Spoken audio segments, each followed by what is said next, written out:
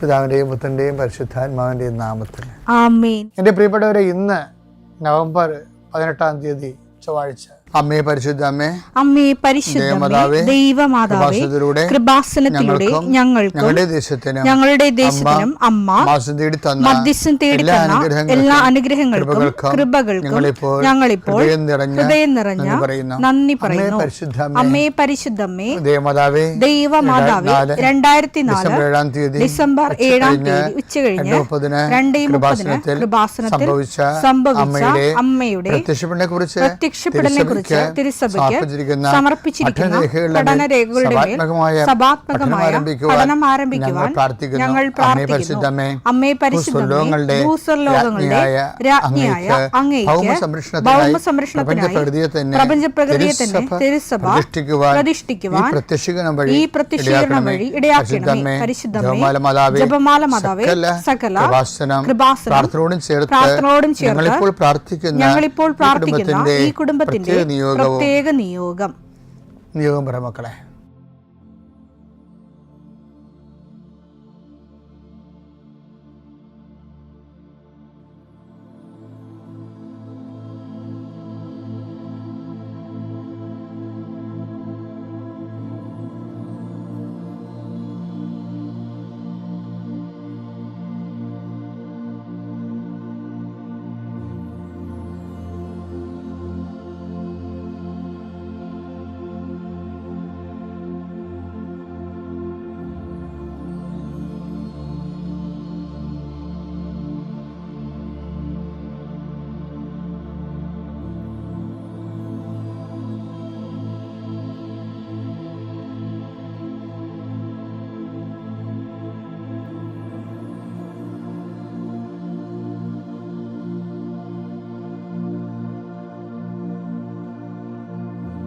അമ്മയുടെ പ്രത്യക്ഷീകരണത്തിന്റെ ഈ അനുഗ്രഹവേളയിൽ ഞങ്ങൾക്ക് സാധിച്ചു തരുവാൻ കനിയണമേ.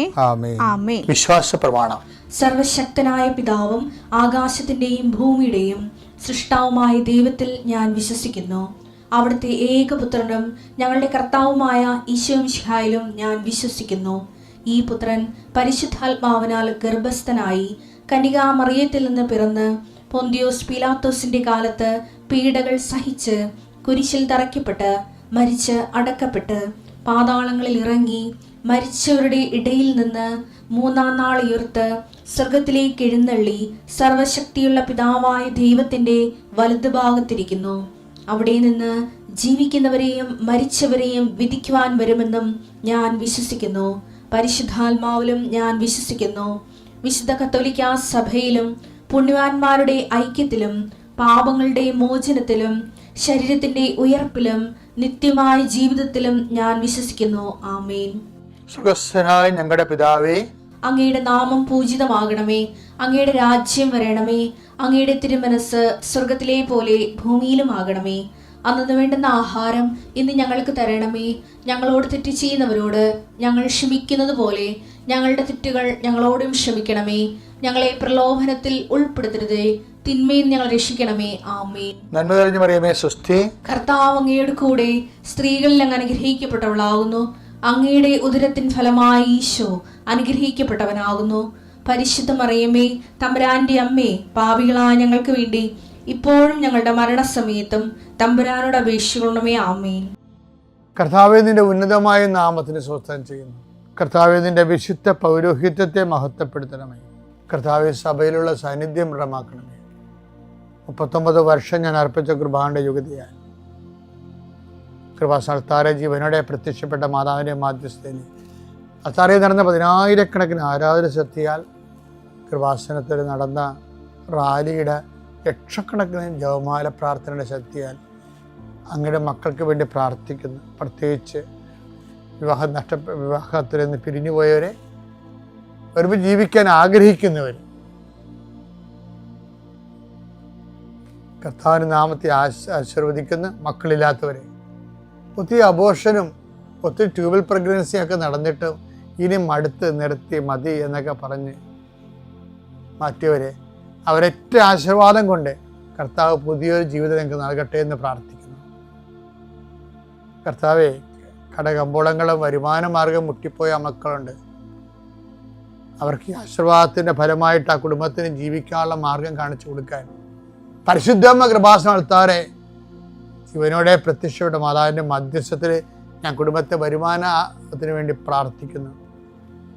നീ വേണ്ടെന്ന് വെച്ച് അവസാനിപ്പിച്ച എല്ലാ കാര്യങ്ങളുടെ മേൽ കർത്താവ് പുതിയ മുളകൾ നിനക്ക് മുളപ്പിച്ച് തരികയും നീ നിന്നുപോയ കാര്യങ്ങൾ, നീ വേണ്ടെന്ന് വെച്ച് തള്ളിക്കളഞ്ഞ കാര്യങ്ങളുടെ മേൽ ദൈവം നിനക്ക് പുതിയ പ്രത്യാശ നൽകാൻ വേണ്ടി ഞാൻ ആശീർവദിക്കുന്നു.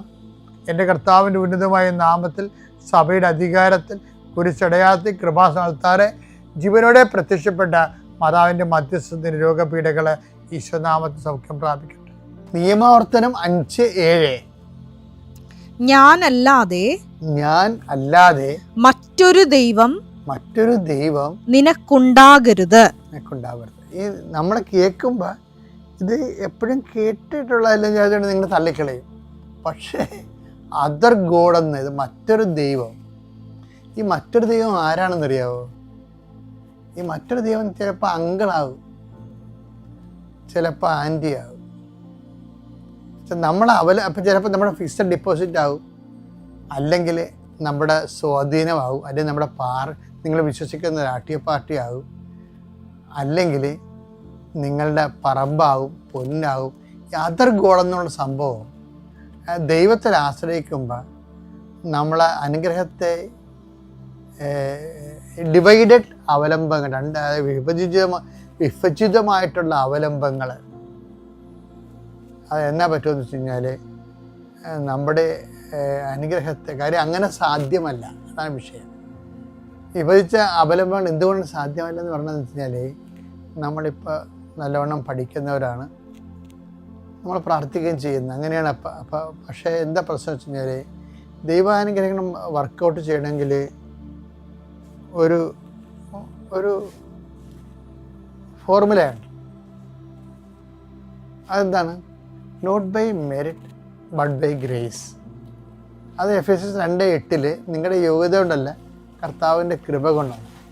അപ്പോൾ എപ്പോഴും നമ്മൾ ശ്രദ്ധിക്കേണ്ടത്, അപ്പോൾ പലപ്പോഴും പല കാര്യങ്ങളും നിങ്ങൾ ഇപ്പോൾ ആൻറ്റി നിങ്ങൾ 10ാം ക്ലാസ്സിലോ അല്ലെങ്കിൽ കോളേജിലോ പഠിക്കുന്നു. അപ്പോൾ നിങ്ങളെ കാണുമ്പോൾ പറയാം, നിങ്ങൾ പഠിച്ചു വാ, മാം പഠിച്ചു വാ. അമ്മയും പറയും, അങ്കിൾ കൊണ്ടുപോവേ, മാം പഠിച്ചു വാ, ആൻറ്റി കൊണ്ടുപോകുവേ എന്ന് നിങ്ങൾ പറയുമ്പോൾ നിങ്ങൾ ഓർക്കുക ഈ അങ്കിളും ആൻറ്റിയും അറിയാതെ അതർ ഗോഡാവും.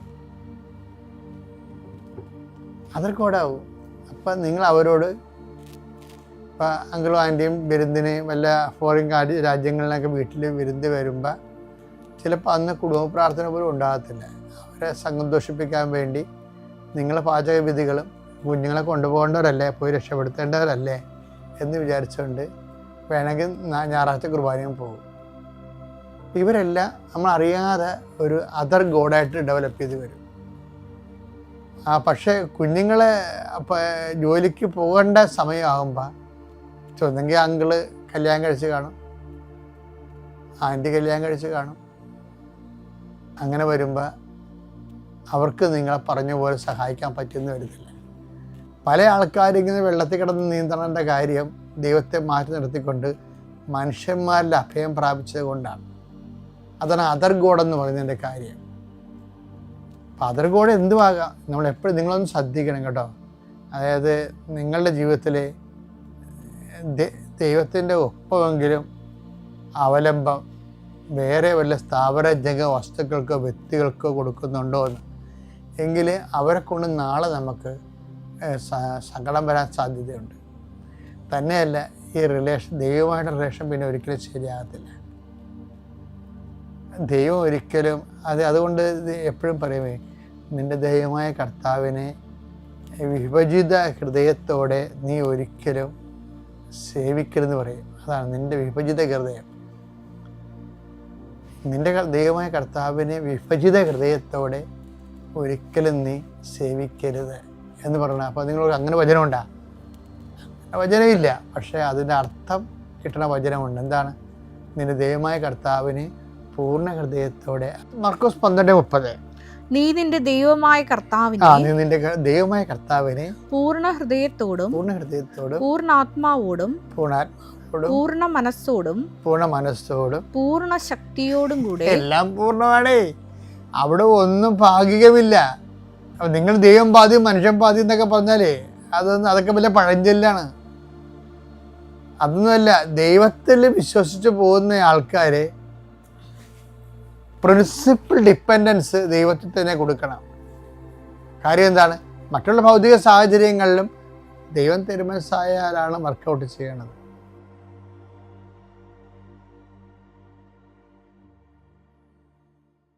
അത്യപൂർവ ദൈവാനുഭവങ്ങൾ ഇനി നിങ്ങൾക്കും സ്വന്തം.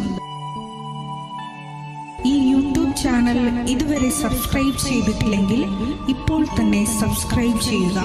ഈ വീഡിയോ ഇപ്പോൾ തന്നെ നിങ്ങളുടെ സുഹൃത്തുക്കൾക്ക് ഷെയർ ചെയ്തുകൊണ്ട് കർത്താവിൻ്റെ പ്രേക്ഷിതരാകുക.